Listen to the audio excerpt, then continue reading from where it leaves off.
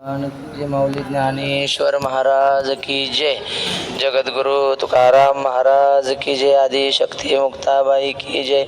शरणागत दीनार्थे परित्राण परायणे सर्वस्यार्ति हरे देवी मुक्ताबाई नमोस्तुते. परब्रह्मीचा बोध प्रत्यक्ष दावी जयाची टीका वाचिता ज्ञानदेवी.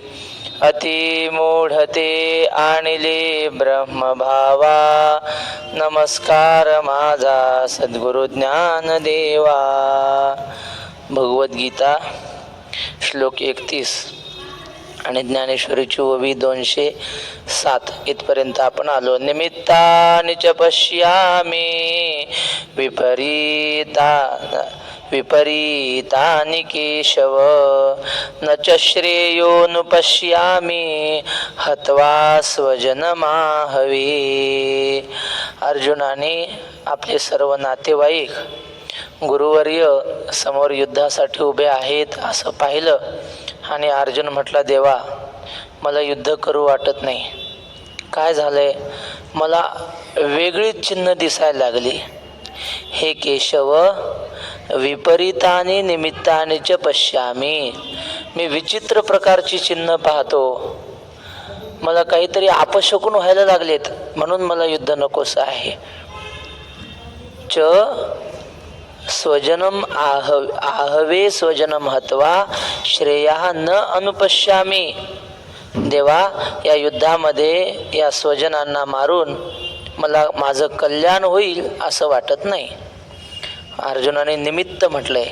जे काही आपल्या भारतीय संस्कृतीमध्ये काही शकुन आणि अपशकुन असतात. म्हणजे आपण कुठल्या कामाला निघालून मांजर आडवं गेलं तर आपण जरा संशय घेतो, जावं की नाही या कामाला. मांजर आडवं गेलं ना अपशकुन वाटतं. आणि मुंगूस दिसल्यावर आनंद वाटतो, तो शुभ शकुन आहे की नाही. ते निळकंठ नावाचा पक्षी हा तो असला की बाबा किती आजारी असले बाबाला म्हणायचं, बाबा निळकंठ आला. मग बाबा उठायचे कसे तरी आणि असं पाहिजे, कसं असं हातात करायचे असं बारीक. मग दिसला की हा दिसला गड्या म्हणायचं, हा इथं बसायचं येऊन मग दाखवायचं. ते पक्षी दिसला म्हणजे आपलं काम झालंच म्हणायचं. निळकंठ नावाचा पक्षी. तर हे शुभ शकुन असतात, काही अपशकुन असतात. तर ज्ञानेश्वर महाराजांनी सुद्धा एक अभंग लिहिलाय बघा. पहिलं तो गे काऊ कोकत आहे, शकुन गे माये सांगत आहे. म्हणजे सकाळी सकाळी आपल्या दारावर येऊन कावळा ओरडायला लागला तर तो कावळा सांगतो आज कोणीतरी पाहुणे येणार. मग ज्ञानेश्वर महाराज म्हणतात, हा कावळा ओरडतोय आणि माझ्या आवडीचा पाहुणा येणार आहे. कोण? पाहुणे पंढरीराव घरा काही येती. म्हणजे पाहुणा पंढरीराव येणार आहे असं तो कावळा सांगतो. म्हणजे हे शकुन अपशकुन मी आपल्याला सांगितलेत. कशासाठी सांगितलं? आपली भारतीय संस्कृती आहेत आणि त्यात हे मान्यता आहेत. काही सुशिक्षित लोक मानत नसतील पण देवाचे काही संकेत असतात. तुम्हाला घडलेली घटना सांगतो. आपले साधुबा होते ना मीराबाईच्या गावचे, काय त्या गावाचं नाव? बोराळा. बोराळ्याचे साधुबा. त्यांनी सांगितलं, म्हणले आम्ही श्रीराम महाराज मेहुणकरांसोबत कीर्तनाला जायचो. म्हणले मी त्यांच्या सेवेकरी म्हणून मी होतो म्हणले. तर एकदा काय झालं, आम्हाला कीर्तनाला जायचं होतं. रात्री 9 ते 11 कीर्तन आणि संध्याकाळी 7ची गाडी होती तालुक्याच्या गावाहून त्या गावाला जायला. कुठं? जिथं कीर्तनाला जायचं होतं तिथं शेवटची गाडी. आणि बाजाराचा दिवस असल्यामुळं, ऐकताय ना, शेवटची गाडी होती आणि बाजाराचा दिवस असल्यामुळं गाडी गच्च भरलेली. आणि महाराज आणि त्यांचे हे सेवेकरी ते दोघं गेले तर गाडीत जागाच नाही. म्हणजे मधी नाही, चढायलाच जागा नाही. तरी पण आता कीर्तनाला तर जायचं आणि शेवटची गाडी आहे. आणि मग काय महाराज कसे तरी आम्ही त्या लटकलो म्हणले दाराला. तो कंडक्टर आला आणि कंडक्टरने असं ढकलून दिलं दोघांना पण, श्रीराम महाराजांना आणि त्या आपले महाराज जावाईबुवांना साधूबुवाला. आणि दोघंही खाली पडले आणि त्या कंडक्टरने दार घेतलं ओढून. गाडी निघून गेली. श्रीरामबुवा म्हणले जाऊ द्या साधूबुवा, काय करता, देवाच्या मनातच नसेल आपण जावं म्हणून. गाडी गेली ती निघून. आणि दुसऱ्या दिवशी पेपरला बातमी आली, रात्रीची हाल्टिंग गाडी पुलावून नदीत कोसळली आणि सगळे प्रवासी मेले. कशासाठी सांगितलं हे मी? त्या कंडक्टरने जर ढकलून दिलं नसतं तर ह्या गाडीत हे सुद्धा गेले असते. म्हणजे तो शकून होता की नाही, देवाचा संकेत होता, तुम्ही जाऊ नका. तसं काही वेळी एखादा अपशकून घडतो आपल्याला आणि तिकडं जायला आपल्याला प्रतिबंध करतो. काहीतरी आपलं अनहित व्हायचं असतं म्हणून तो अपशकून घडत असतो. म्हणून आता तुम्हाला हे मी ऐकलेलं सांगितलं, घडलेलं सांगतो. इथंच नामदेवरायाचा सोहळा असतो कार्तिकीला, पंढरपूरहून आळंदीला जायला. मग आम्ही संस्थेत असताना दररोज जायचो म्हणजे मोठे कदम माऊली न्यायचे, ते आग्रह करायचे आणि जावंच लागायचं. आणि मग गोडी लागली, मग दरवर्षी माऊली नाही म्हणले तरी आम्ही जायचो. व्यवस्था चांगली असते, आपले प्रमोद महाराज ठाकरे सगळी व्यवस्था करतात. आणि इथं होतो बाबाकडे, आणि बाबांना म्हटलं, बाबा आता उद्या वारी जाणार आहे आळंदीला, मी जातो वारीसोबत. नाही जायचं म्हणले. म्हणलं हो, माझी दरवर्षीची वारी बाबा, जायचं नाही म्हणजे नाही. सांगितलं ना तुला, एवा मावशीच्या अंगावर काटा आला. जाऊ नाही म्हणजे नाही, जाऊच द्यायचं नाही. म्हणलं हो बाबा, मला करमत नाही इथं पंढरपुरात. खरंच करमत नव्हता.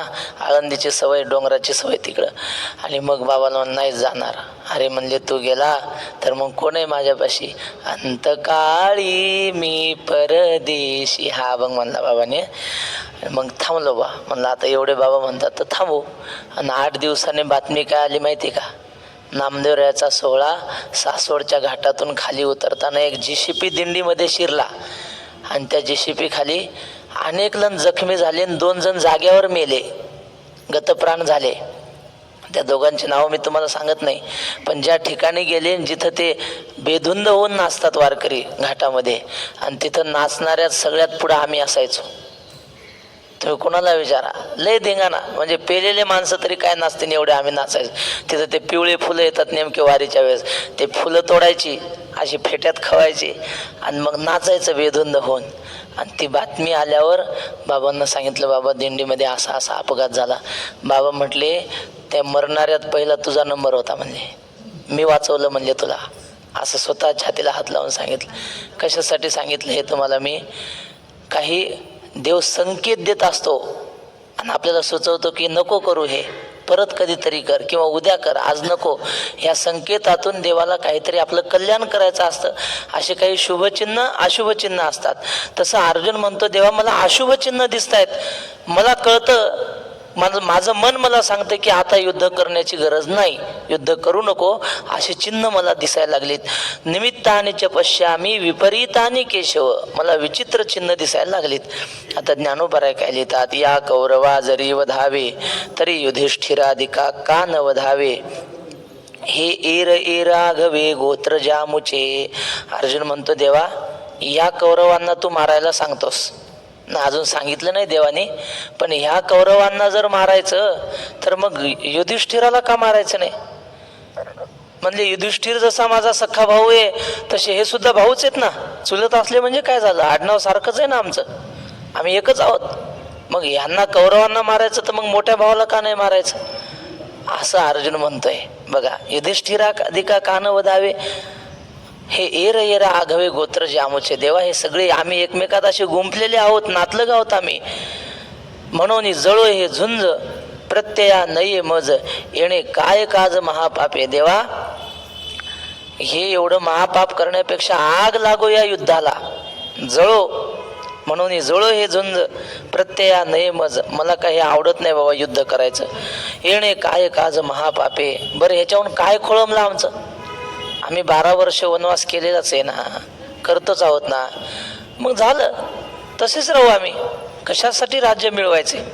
देवा बहुता परी पाहता, येथ ओखटे होईल झुंजता, वरी काही चुकविता लाभू आथी. देवा मी सर्व प्रकारे विचार केला, युद्ध करणं योग्य नाही. युद्ध चांगलं आहे का हो? युद्ध झाल्यानंतर हजारो योद्धे मरणार, त्यांच्या मुलांना पितृशोक होणार, त्यांच्या महिला विधवा होणार सगळ्या. हा परिणाम चांगला आहे का? युद्धाचा परिणाम चांगला नसतो. युद्धाचं शास्त्र असं आहे, जर दोघांमध्ये युद्ध ठरलं तर शहाणे राजकारणी काय करतात, ते म्हणतात युद्ध करू पण आमच्या राज्यात नाही, तुमच्या राज्यात करू, जागा तुमच्या राज्यातली निवडा. का असं? कारण ज्या जमिनीवर युद्ध होत असताना त्या परिसराचं खूप नुकसान होतं महाराज, त्या परिसरातल्या लोकांना खूप दुःख भोगावं लागतं. म्हणून अर्जुन म्हणतो, देवा मी सर्व बाजूनी विचार केला पण युद्ध करणं मला काही योग्य वाटत नाही, माझी अशी भावना आहे. देवा बहुता परी पाहता इथं ओखटे होईल. ओखटे हा शब्द आहे आमच्या मराठवाड्यात आत्तापर्यंत होता, म्हणजे माझी आजी म्हणायची वखट, चकोट, भांडे चकोट घासावे असे ती म्हणायची. चकोट म्हणजे चोखट असा शब्द आहे मूळ. चोखट म्हणजे चांगले, शुद्ध, व्यवस्थित. आणि ओखटे म्हणजे वाईट. देवा युद्ध केल्यानंतर ओखटं होणारे, वाईट घडणारे, म्हणून मला नको हे युद्ध. वरी काही चुकविता लाभो अति. जर चुकवता आलं हे युद्ध तर मग काहीतरी फायदा होईल असं मला वाटतं, असं अर्जुन म्हणतोय. न कांक्षे विजयं कृष्ण न च राज्यं सुखानि च किन्नो राज्येन गोविंद किं भोगैर्जीवितेन वा येषामर्थे कांक्षितन्नो राज्यं भोगा सुखानि च त इमेव स्थिता युद्धे प्राणां त्यक्त्वा धनानि च. हा श्लोक सांगण्याच्या आधी एक दुसरं आठवलं. मगाशी तुम्हाला मी शकून अपशकून सांगितले ना. आता 1 महिन्यापूर्वी घडलेली घटना, वारीच्या आधी, आषाढीच्या आधी आम्ही शिबिर घेतो भामचंद्र डोंगरावर लहान मुलांचं. त्या शिबिरातली 2 मुलं 10वीला होती आणि क्लासला चालली होती. कुठं? चाकणला. काही MSCIT असते ना, सुट्टीच्या काळात पोरं करतात ते क्लासेस. तर त्या क्लासला रोज जायचे ते आमच्या तिथून, म्हणजे भामचंद्र डोंगरापासून चाकणला 2 व्हीलरवर जायचं. मग आता 2 व्हीलरवर जायचे तर त्या एके दिवशी काय झालं, सकाळी ते निघाले पण एका पोराचा बाप म्हणला, अरे मला जरा गाडीचं काम आहे, मला गाडी घेऊन जायचं आहे, आज तू काय क्लासला जाऊ नको. तो म्हणला नाही, क्लासला जाणार म्हणजे जाणार. झालं. दुसऱ्या पोराच्या बापाची गाडी पंक्चर झाली आणि त्याला जायला गाडीच नाही. मग आता दोघांनाही गाडी नाही, पण दोघांनी काय केलं, एका मित्राची गाडी घेतली मागून आणि दोघं गाडीवर 2 व्हीलरवर गेले. आणि जातानाच दोघांचा एवढा भीषण अपघात झाला, दोघं जागेवर संपले. तर 10वीची पोरं, आमच्या शिबिरातली पोरं. मला कशासाठी सांगायचं हे, देवानं संकेत दिला होता आज जाऊ नका. आणि त्या दिवशी आमच्या शिबिरात विशेष कार्यक्रम होता, आम्ही बोलवलो होतो. पण नाही कळत देवाचे संकेत, नियतीचे संकेत असतात, ते कळाले पाहिजे की नाही, ते निमित्तानेवर आठवलं म्हणून सांगितलं.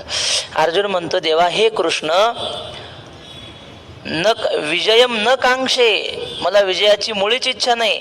न च राज्यम सुखानीच, मला राज्याच्या गादीची इच्छा नाही आणि सुखाधिकांचीही मला इच्छा मुळीच नाही. किन्नो राज्येन गोविंद, देवा राज्याने काय मिळवायचे, गादी मिळवून आपल्याला. किं भोगैर जीवितेन वा, भोगांचं भोग घेऊन जगण्यात काय माझा स्वार्थ आहे. अजिबात मला ते भोगही नको, ते जीवनही नको. येषाम अर्थे कांक्षितन्नो राज्यम भोगा सुखानीच. देवा येषाम अर्थे न राज्यम भोगा सुखानीच कांक्षे, मी ज्यांच्यासाठी भोगाची इच्छा करायची तेच जर मरणार असतील, ते इमे अवस्थिता युद्धे प्राणां त्यक्त्वा धनानीच, ते माझे गुरुवर्य, माझे वडील प्राणाची पर्वा न करता इथं रणांगणावर उभे आहेत, धनाची पर्वा न करता उभे आहेत. माऊली लिहितात, तया विजय वृत्ती काही मज सर्वथा काज नाही, इथ राज्य तरी काही हे पाहोनिया. अर्जुन म्हणतो, देवा त्या विजय वृत्तीशी मला काही घेणं नाही, मज सर्वथा काज नाही, मला काही काम नाही, विजय मिळवायची इच्छा मुळीच नाही. इथं राज्य तरी काही हे पाहुनिया. आणि राज्य म्हणजे काय, राज्य मिळवून करायचं काय, आणि कुणाचं कल्याण झालं राज्य गादी चालवून. अहो असा नियम आहे धर्मशास्त्राचा, शिष्य केले पाप भोगावे गुरुने. म्हणजे शिष्यानं पाप केलं तर ते गुरुला भोगावं लागतं. म्हणून सहजासहजी कोणाला माळ घालत नाहीत शहाणे लोक. महाराज मला माळ घालायची आणि बस लगेच घातली माळ, तसं चालत नाही. मग तिथून पुढं ते जे पाप करेल ते गुरुला भोगावं लागतं. म्हणून यांच्या फळावर नियम आहे आजरेकरांच्या, माळ घालायला कोणी आला त्याला म्हणते तू एकट्याने यायचं नाही, तुझ्यासोबत कोणीतरी साक्षीदार आण, की उद्या माळ काढली तर त्या साक्षीदारानं तुला शिक्षा दिली पाहिजे. दोघाला घेतात ते सोबत, काय गुरुबंधू का काय म्हणतात ना, मग ते साक्षीदार आणतात आणि त्याला माळ घालणाऱ्याला सांगतात 1 वर्ष नियम पाळायचे आणि 1 वर्षानंतर माळ घातली जाईल. म्हणजे शिष्याचं पाप गुरुला भोगावं लागतं. दुसरं, पत्नीचं पाप पतीला भोगावं लागतं. पत्नीनं काही अपराध करू द्या, त्याचं पाप पतीला भोगावं लागतं.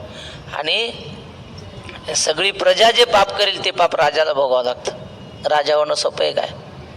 कारण राजाच्या ताब्यात सगळं असतं ना, सगळे प्रजेचं पाप राजाला भोगावं लागतं. शिष्य केले पाप भोगावे गुरुने, स्त्रीने केले घेणे पुरुषासी. नामदेवरायाचा अभंग आहे. कशात? शिवरात्रीचे चरित्र आहे ना त्याच्यामध्ये. तर असं आहे ते. म्हणून अर्जुन म्हणतो काय करायचं, मला राजा व्हायचं नाही काहीच नाही. बरं, दुसरं असं आहे, राजाला किती दुःख असतं ते राजा झाल्यावर कळतं. श्री गुरु साखरे महाराज गोष्ट सांगायची. एक राजा होता आणि त्याची सेवा करणारा एक शिपाई. सेवा काय करायची, राजाची झोपायची जागा व्यवस्थित करायची. म्हणजे गादी अंतरायची, गादीवर सुगंधी फुलं अंतरायची, मऊ अशी सुगंधी फुलं, आणि मग राजा येणार त्या गादीवर झोपणार, अशी त्याची रोजची सेवा. एके दिवशी काय झालं, त्या नोकराला वाटलं आपण कधी गादीवर झोपलोच नाही आजपर्यंत, आपल्याला काय घोंगडी फाटकं गोदडं झोपायला. म्हणलं आपण एवढी मऊ गादी आहे, त्याच्यावर ही सुगंधी फुलं अंतरतो, राजाला किती छान झोप लागत असेल नाही या गादीवर. मग त्या नोकराच्या मनात विचार आला की आपण प्रयोग करून बघावा का. कोणता प्रयोग? या गादीवर झोपून पाहू. राजाला याला अजून 2 तास आहेत, बघा आपलं अर्धा तास 15 मिनिटं पडून बघू फक्त. पुन्हा हे फुलं काढून चांगले फुलं टाकू सुरगळीत, त्याला काय फुलाला कमी नाही आपल्याकडं. मग त्या नोकराने काय केलं, त्या गादीवर झोपून पाहिलं महाराज. दिवसभर काम केलेलं होतं, कष्ट केलेले, पडला ना असा डोळा लागला, मऊ गादी डोळा लागला. ते राजा येईपर्यंत कशाला जाग येते, 2 तास झोपून राहिला. राजा आला आणि पाहिलं हा नोकर आणि आपल्या गादीवर झोपला. राजाला असा राग आला महाराज. राजाने त्याला उठवलं, सैनिकांना सांगितले याला 100 चापकाचे फटके द्या. 100 चापकाचे फटके खावे लागले. कशामुळं? राजाच्या गादीवर झोपल्यामुळं. तो नोकर मनात म्हणला मी फक्त 2 तास झोपलो तर मला 100 फटके खावे लागले, हा जन्मभर झोपतोय त्या गादीवर, याला किती फटके बसतील. राज्य कारभार बघणं सोपं नाही महाराज. अर्जुन म्हणतो नको, ती गादी नको, काहीच नको, आम्ही असे आहे ते बरे.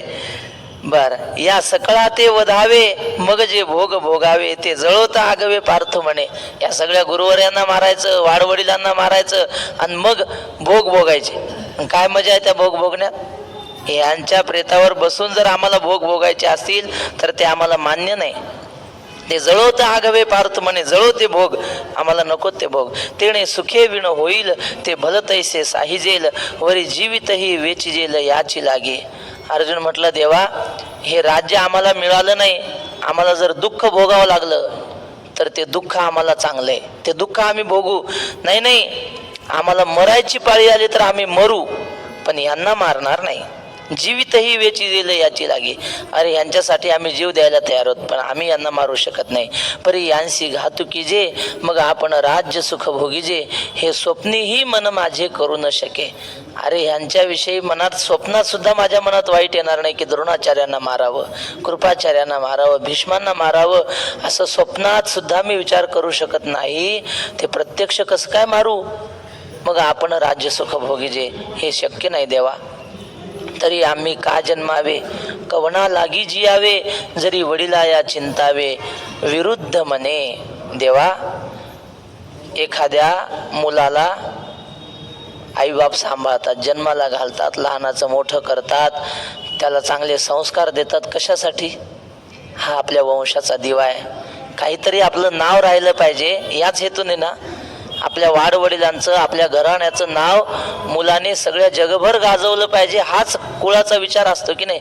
आणि हे सोडून आम्ही मारायचंय का आमच्या आजोबांना, आमच्या चुलत्यांना, हे बरं आहे का? तरी आम्ही का जन्मावे, कशासाठी आम्ही जगायचं. कवना लागी जियावे, यांची सेवा न करता जगायचं कोणासाठी, यांना मारण्यासाठी जगायचं का. जरी वडिलाया चिंतावे, विरुद्ध मने. या वडिलांच्या विरुद्ध विचार करणं, त्यांना मारण्याचा विचार करणं शोभत नाही. पण नाथ महाराजांनी लिहिलं बा, नाथ महाराज म्हणले बोलू नका म्हणा, माऊली बोलू नका. त्यांना सांगा त्या लोकांना पुढच्या. तर नाथ महाराजांनी लिहिलं, पृथ्वीमध्ये दादा एक विपरीत होईल, बहीण भावा दोघा जणांचा विवाह लागेल, 5 वर्षाची बाळा भ्रतार मागेल, 6 वर्षाची नारी गर्भीण होईल, निर्गुण निराकार दादा माहुर माझ गाव, शकून सांगावया आले माई माझं नाव. असं भारुड आहे. आणि अनेक एक दादा माझा ऐकावा बोल, पृथ्वीवरता वारा थोर झुंजाट सुटेल, थोर थोर दादा पर्वत उडवून जातील, 18 जाती एके ठिकाणी जेवतील. पुढचं चरण महत्वाचं आहे. कलियुगाची दादा ऐकावी थोरी, आणि पुत्र तो होईल पित्याचा वैरी, भ्रतारा सोडून घरोघरी फिरतील नारी, ऐसा माझा शकून दादा ऐका निर्धारी. कलियुगात पोरग बापाचं वैरी होईल असं लिहिलं होतं. पण अर्जुन होता तो काय बापाचा वैरी नव्हता वाडवडिलांचा. तो म्हणायचा, देवा वडिलांच्या विरुद्ध वागणं आम्हाला शोभत नाही बाबा, ते दुसरे कोणी असेल ते असतील. पुत्राती इच्छी कुळ तयाचे काही हेची फळ, जे निर्दळी जे केवळ गोत्र आपुले. मुलगा होत नसेल तर आई वडील अमुक मांत्रिकाकडे जा, अमुक वैद्याकडे जा, तमुक करतात ना प्रयत्न. आणि मग एकूण तिकून मुलगा झाला तर त्याचा किती सांभाळ करतात, तर हाताच्या फोडासारखा. कशासाठी? हे पोरग मोठं झालं पाहिजे आणि आपल्याला लाता घालून घराबाहेर काढलं पाहिजे याच्यासाठी का? नाही, ह्या पोराने आपल्या काहीतरी सांभाळ केला पाहिजे, चांगला आपलं कीर्ती केली पाहिजे असं इच्छा असते. पुत्राती इच्छी कुळ त्याचे काही हेची फळ. मग त्या वाडवडिलांना हे फळ द्यायचं का आम्ही? बाणाने त्यांना मारून टाकायचं? असा श्लोक होता आम्हाला शाळेमध्ये. एके नापी सुवृक्षेण पुष्पितेन सुगंधिना वासितम तद्वनम सर्वम सुपुत्रेन कुलम यथा. वनामध्ये एक जर सुगंधी फुलाचं झाड असेल ना तर त्या अख्ख्या वनाला सुगंधित करतं एक झाड, बरं का. तसं आपल्या कुळामध्ये एक माणूस चांगला असला तर त्या कुळाचं नाव अख्ख्या महाराष्ट्रभर जातं. वक्ते बाबाचं नाव, वक्ते बाबाने केलंच की नाही कुळाचं नाव? सगळ्या महाराष्ट्रभर नाही, महाराष्ट्राच्या बाहेर ऋषिकेशमध्ये आहेत बाबांचे विद्यार्थी. नुसते तिथं शिकायला नाही, शिकवायला आहेत. शिकवायला एकनाथजी म्हणून फार मोठे महात्मे, ते वक्ते बाबाकडे शिकायला होते. पुरुषोत्तम महाराज बावस्कर, त्यांनी किती विद्यार्थी घडवले, ते वक्ते बाबाचे शिष्य आहेत. राऊत बाबा वक्ते बाबाकडे पाठाला यायचे. बाबा जंगले शास्त्री, बद्रीनारायणला पण बाबांचे शिष्य आहेत. बघा सगळे भारतभर आहेत. सांगण्याचं तात्पर्य काय, एक व्यक्ती जर कुळात चांगली झाली तर जगभर त्या कुळाचं नाव होतं. त्या कबीर महाराजांनी सुद्धा असं म्हटलंय, बेटा देना तो ऐसा देना जिसकी जग करे आस, नाही तो उससे मुर्गी भली महिने के 150. म्हणले देवा पोरग द्यायचं तर असं द्या, सगळ्या जगाला त्याची इच्छा लागली पाहिजे की हा असा मुलगा आपल्याला पाहिजे होता. नाहीतर त्याच्यापेक्षा कोंबडी बरी म्हणले, तिला महिन्याला 150. 101 लेकर. मुर्गी का थाट घना आगे काय, मुर्गी के पूत घने आगे पिछे थाट. म्हणले काय मुर्गीचं त्या कोंबडीचं वातावरण असतंय बघा, पिले झाले की पुढं 15-20 पुले, मागं 15-20 पिले, मध्ये ती चालते, थाटामाटात असतं. पण म्हणले मग काय होतं, काही दिवसांनी काय होतं, 2-4 दिवसांनी कोई चिल्ली ले गई, कोई बिल्ली ले गई, हो गई बाटा बाट. पुन्हा 8 दिवसात कोंबडी जशाल तशी मोकळी होते. मांजरं नेतात, कुत्रे नेतात, तिचे पिले संपलं.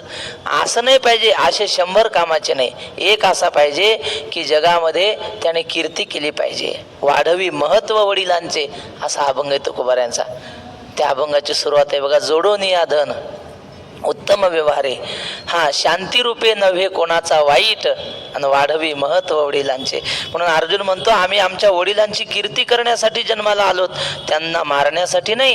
हे मनीची केवी धरीजे, आपण वज्राचे या होईजे, वरी घडे तरी किजे घातू या, वरी घडे तरी किजे भले या. देवा हे मनात सुद्धा आम्ही विचार करू शकत नाही यांना मारण्याचा. आपण वज्राचे या होईजे, यांच्याविषयी वज्रासारखं कठोर व्हायचं का आम्ही? वरी घडे तरी की जे भले या, जमलं तर यांचं कल्याण करावं, अहिताविषयी विचार करू नये.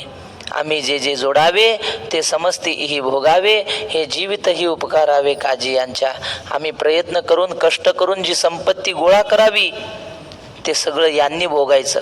हे जीवितही उपकारावे काजी. यांचे आमचं संपूर्ण जीवन ह्यांच्या भल्यासाठी ह्यांच्या सेवेसाठी खर्ची घातलं पाहिजे. आम्ही दिगंतीचे भूपाळ विभांडूनी सकळ मग संतोष विजय कुळा आपुले जे. देवा आम्ही जगभरातल्या राजांना युद्ध करून जिंकावं, विभांडूनी सकळ मग संतोष विजय कुळ, त्यांची सगळी संपत्ती आणून या आमच्या वाडवडिलांची सेवा करावी. छत्रपती शिवरायांनी केलंच की नाही. गुजरात लुटलं, सुरत, आणि महाराष्ट्राचं वैभव वाढवलं. लोकांना वाटतं गुजरात लुटलं, शिवाजी महाराजांना चोर म्हणतात तिकडले काही लोक. अरे चोर नाही, ते सुरत इंग्रजांच्या ताब्यात होतं. तिथली संपत्ती गुजरातच्या कामी येत नव्हती, ती इंग्लंडच्या कामी यायची. मग काय उपयोग त्या संपत्तीचा, म्हणून महाराजांनी आणली होती. तर आम्ही अशा सगळ्या जगभरच्या राजांना जिंकावं आणि आमच्या गुरुवर्यांना संतुष्ट करावं, वाडवडिलांना संतुष्ट करावं, असं अर्जुन म्हणतोय. संतोष विजय कुळा आपुले जे. तेच हे समस्त परी कैसे कर्म विपरीत जे जाहले असते उद्यत झुंजावया. देवा बघा ना, अहो ज्यांच्या पायावरून आम्ही जीव वळून टाकावा तेच हे सगळे उभे आहेत माझ्यासमोर, पण काय आमचं कर्म वाईट आहे म्हणले. बघा ना, त्यांना मारण्यासाठी मला उभं राहावं लागतंय आणि ते माझ्याशी युद्ध करण्यासाठी समोर आलेत. अंतौरिया कुमरे सांडोनिया भांडारे शस्त्राग्री जिव्हारे आरोपुने. बायका सोडून दिल्यात. अंतौरिया म्हणजे बायका. कुमरे लहान लहान लेकरं सोडून आलेत. हे जे पुढे उभे आहेत ना, यांच्या काही काहीच्या घरी तानी लेकरं आहेत, त्यांना काही समजत नाही, ते लेकरं सोडून आलेत. हे सांडोनिया भांडारे मोठे मोठे वाडे घरदारं सगळं सोडून आलेत आणि आपला जीव तलवारीच्या धारेवर ठेवून युद्ध करायला तयार झालेत. काय म्हणावं यांना, त्या लेकरा बाळाची दया येत नाही यांना. किती अवघड आहे म्हणले. ऐसी आते कैसे नि मारू कवणावरी शस्त्र धरू निज हृदया करू घातू केवे. देवा यांना मी कसा मारू रे. ऐसी आते कैसे नि कवणावरी शस्त्र धरू. कुणावर शस्त्र धरू सांग ना. एखाद्या माणसाच्या हातात तलवार दिली तर तो स्वतःच्या हृदयात तलवार मारून घेईल का. निज हृदया करू घातू केवी. तसं ह्यांना मारणं म्हणजे मला असं वाटतं की माझ्या हृदयात तलवार मारून घेण्यासारखं आहे, म्हणून ते मी करू शकत नाही. आचार्या पितरः पुत्रास तथैव च पितामहा मातुला श्वशुरा पौत्रा श्याला संबंधिनस्तथा. इथं कोण कोण आहेत तर अर्जुन म्हणतो हे बघा, आचार्य म्हणजे गुरु आहेत, पितर म्हणजे वाडवडील आहेत, पुत्राहा मुलं आहेत, तथैव च पितामहा आजोबा आहेत. आजोबा म्हणजे भीष्माचार्य, त्यासारखे सगळे भीष्माचार्यांसारखे. मातुलाहा म्हणजे मामे आहेत, श्वशुराहा सासरे आहेत, पौत्राहा म्हणजे नातू आहेत, शियालाहा म्हणजे मेहुणे आहेत, अजून संबंधी नसतथा आणखी बरेच नातेवाईक आमचे आहेत. हे नेणसी तू कवण परी पहिलं भीष्म द्रोण जयांचे उपकार असाधारण आम्हा भाऊ. देवा तुला माहित नाही का रे, ह्या द्रोणाचार्यांनी भीष्माचार्यांनी किती आम्हाला प्रेम लावलं आजपर्यंत. लहानाचं मोठं यांनी केलंय, पराक्रम यांनी शिकवला. पुढं दुसऱ्या अध्यायात आहे, मी पार्थ द्रोणाचा केला. अर्जुनाची जगभर ख्याती होती की अर्जुनासारखा धनुर्धारी दुसरा कोणी नाही. कुणामुळं हे, कुणी शिकवली धनुर्विद्या, कुणी शिकवली सांगा ना. द्रोणाचार्यांनी शिकवली. आणि मग त्यांनी धनुर्विद्या शिकवली, त्यांच्यावरच धनुष्यबाण चालवायचा. हे कुठला न्याय हा. बघा, हे नेणसी तू कवण परी पहिलं भीष्म द्रोण. भीष्माचार्य आहेत, वाडवडिलांच्या सुखासाठी ज्यांनी आपल्या सगळ्या सुखाचा जीवनातल्या त्याग केला असे भीष्माचार्य. जगविख्यात ज्यांची कीर्ती आहे असे भीष्माचार्य. जयांचे उपकार असाधारण आम्हा बहुत. यांचे फार मोठे उपकार माझ्यावर आहेत म्हणून मी मारू शकत नाही. इथं शालक सासरे मातुळ मेवणे आहेत, सासरे आहेत, मामे आहेत आणि बंधुकी हे सकळ. हे बघ ना, हे सगळे कौरव म्हणजे भाऊ आहेत माझे. पुत्र नातू केवळ इष्टही असते. पुत्र आहेत, नातू आहेत आणि इष्टही आहेत. आता फार महत्वाची ओवी आहे आणि त्या ओवीला अनुसरून वैकुंठवासी बाबांनी सांगितलेली छोटीशी गोष्ट सांगतो. ओवी अशी आहे, अवधारी अति जवळिकेचे. अर्जुन म्हणतो देवा बघ ना, अत्यंत जवळचे ज्यांचे आमचे संबंध आहेत असे हे सकळही सोयरे आमुचे. हे सगळे सोयरे आहेत म्हणून दोष आथी वाचे बोलताची. यांच्याविषयी वाईट बोलणं सुद्धा अपराध आहे. एतान हंतुमिच्छामि घ्नतोपि मधुसूदन अपि त्रैलोक्य राज्यस्य हेतोः किन्नु मही कृते. एतान घ्नतः, हे मधुसूदन, एतान घ्नतः अपि हंतुम न इच्छामि. देवा यांनी मला मारलं तरी मी यांना मारण्याचा विचार करू शकत नाही, यांनी मारलं मला तरी चालेल. म्हणजे अपि त्रैलोक्य राज्यस्य हेतु हो, देवा मला त्रैलोक्याचं राज्य मिळायचं असलं तरी मी यांना मारू शकत नाही, मग एकट्या पृथ्वीसाठी मारू का असं अर्जुन म्हणतोय. महीकृते म्हणजे पृथ्वीसाठी मारू का असं अर्जुन म्हणतोय. महीकृते म्हणजे पृथ्वीसाठी. याच्यावरून गोष्ट आठवलेली सांगतो. वैकुंठवासी वक्ते बाबांनी अत्यंत मार्मिक कथा सांगितली होती. आता हा गोंधळ चालू आहे बाहेर, आत थोडं लक्ष देऊन ऐका. आवाज येतोय ना सगळ्यांना? काय झालं, एक सिंधूल नावाचा राजा होता आणि त्या राजाच्या मुलाचं नाव भोज, 10-11 वर्षाचा मुलगा, आणि राजाचा सख्खा भाऊ त्याचं नाव होतं मुंज. सिंधूल राजा मेला आणि पोरगा किती 10-11 वर्षाचा, भाऊ मोठा होता. मग आता त्या भावाने काय विचार केला, पोरगा अजून लहान आहे, मग गादीवर कोण बसायला पाहिजे, पोरग बसायला पाहिजे खरं म्हणजे, पण ते पोराचा चुलता म्हणजे हा कोण, मुंज. तो म्हटला पोरगा लहान आहे, लोकांना सांगितलं त्याला काही नाही, आपण बघू नंतर कधीतरी, सध्या मी गादी चालवणार. मग तो बसला, मुंज राजा बसला गादीवर, राज्यकारभार सुरू झाला. आणि मुंज राजाच्या मनात आलं की हे पोरग उद्या मोठं होणार, मोठं होऊन काय म्हणणार, माझ्या बापाची गादी, गादीचा मालक मी आहे असं म्हणून माझ्याशी भांडण करील. मग आता ह्याचं काय करायचं, काटा काढायचं, दुसरं काय करायचं. मग त्यानं मारेकरी लावले महाराज, कोणी, मुंजानी, ह्या भोजाला मारण्यासाठी. त्याला म्हणले घेऊन जा जंगलात लांब आणि तिकडं मारून टाका, काहीतरी सांगा, वाघानं खाल्लं शिवानं खाल्लं, लोकाला काहीतरी सांगायचं, बस झालं म्हणाय झालं. आणि मग नेलं महाराज त्या भोजाला, लाडी गोडी लावून काहीतरी फिरायला जायचं म्हणून नेलं. आणि तिकडं गेल्यावर तलवारी काढल्या ना त्यांनी मारायला. भोज लहान होता पण हुशार होता, त्याच्या लक्षात आला आता आपला घात होणार आहे. मग त्याने सांगितलं, हे बघा म्हणले, मला कळलंय की तुम्ही आता मला मारणार आहेत, पण माझी एक शेवटची इच्छा आहे. म्हणले काय इच्छा आहे? काही नाही, मला एक माझ्या चुलत्याला निरोप पाठवायचा आहे, तेवढा निरोप घेऊन जा, मला मारून टाका पण एवढा निरोप घेऊन जा म्हणले. मग त्या भोजाने, त्या पोराने एक झाडाचं पान घेतलं, आपली करंगळी तोडली आणि त्या रक्ताने त्या पानावर एक श्लोक लिहिला. श्लोक असा होता, मांधाता जो कृतयुगा लंकार झाला मृत, जेणे रावण कुंभकर्ण वधिले, श्रीराम तोही गत, श्रीकृष्णाधिक शूर थोर नृप हे, गेलेत त्या नामिती, जी गेली न तया सवे वसुमिता, येई तुझ्या संगती. असा श्लोक होता. श्लोकाचा अर्थ असा की म्हणजे कृतयुगामध्ये एक मांधाता नावाचा राजा होऊन गेला. तो एवढा श्रीमंत होता की कृतयुगात सगळ्यात भारी जर कोण असेल तर मांधाता, कृतयुगाची शोभा म्हणजे मांधाता, अशी त्याची कीर्ती होती. पण महाराज तो पण निघून गेला, पण जाताना पृथ्वी राज्य सोबत घेऊन गेला नाही, तो एकटाच गेला, मानधाता गेला, लंकार झाला. जेणे रावण कुंभकर्ण वधिले, श्रीराम तोही गत. ज्या रामाने रावण मारला, कुंभकर्ण मारला, एवढी ख्याती केली, समुद्रावर पूल बांधला, पण ते राम सुद्धा राहिले नाही, अयोध्या घेऊन गेले नाही सोबत. अयोध्या इथंच आहे ना, आता इथंच आहे की नाही अयोध्या, ते जमीन घेऊन गेले नाही, ते सुद्धा एकटेच गेले. श्रीकृष्णाधिक शूर थोर नृप हे, गेले तर त्या नामिती. श्रीकृष्णाधिक शूर थोर नृप होऊन गेले, पण आजपर्यंत कोणी राज्य सोबत घेऊन गेलेला नाही महाराज. आणि मग ह्या सगळ्यांसोबत पृथ्वी गेली नाही, ती तुमच्या सोबत येणार आहे का काका? त्या पृथ्वीसाठी त्या राज्यासाठी माझा जीव घेता? असं श्लोक त्याने लिहिला, त्या पानावर रक्ताने लिहिला आणि म्हटलं एवढा श्लोक माझ्या काकाला पोहोचवा, मला खुशाल मारून टाका. तो श्लोक वाचला आणि मारेकऱ्यांना सुद्धा दया आली. म्हटले 10-11 वर्षाचा पोरगा आहे, माऊली बोल नका.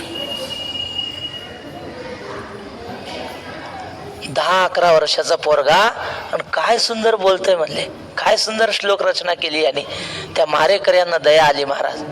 मग त्यांनी काय केलं, तिकडच एका भिल्लाच्या वस्तीमध्ये त्याला लपवून ठेवला आणि त्याचं तुटलेलं बोट होतं की नाही, ते बोट घेऊन गेले पुरावा, मारलं म्हणून दाखवायला राजाला.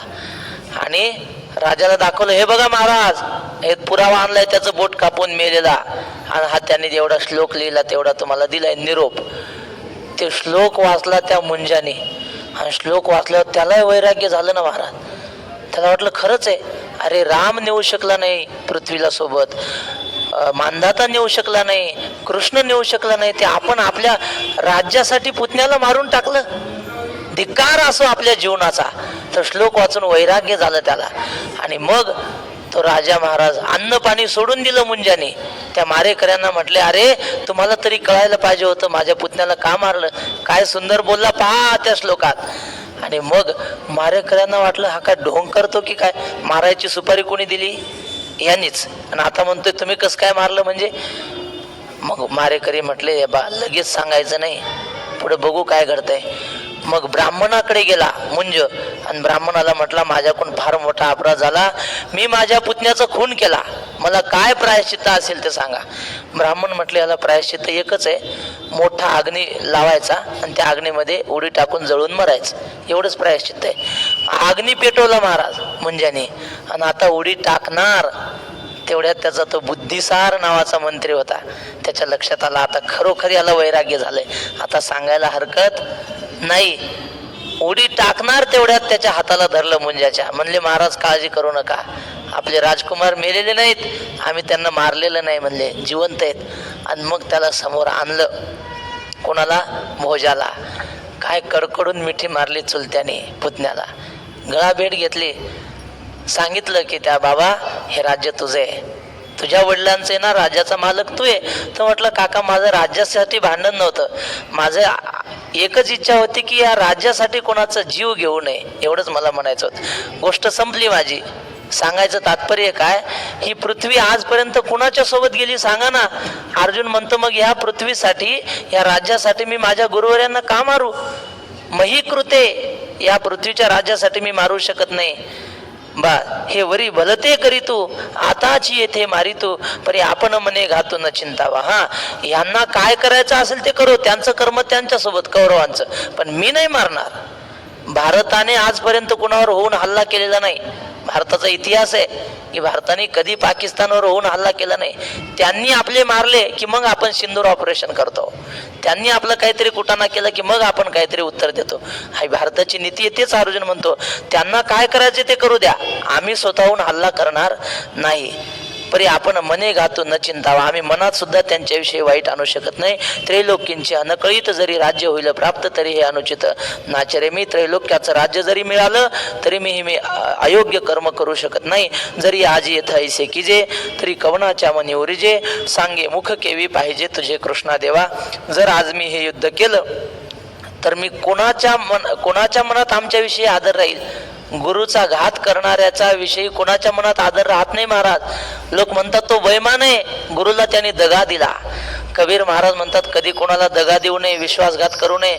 दगा किसी का सगा नहीं, ना किया तो करके देख, नाही तो जिसने किया उसका घर देख.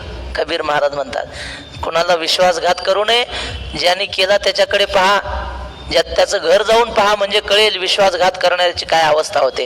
करू नये, आणि आम्ही ते करणार नाही. सांगे मुख केवी पाहिजे तुझे कृष्णा देवा. आम्ही युद्ध केल्यानंतर तू आमच्यापासून दूर जाशील, पाप झाल्यामुळे तू दूर जाशील, याचं दुःख वाटतं.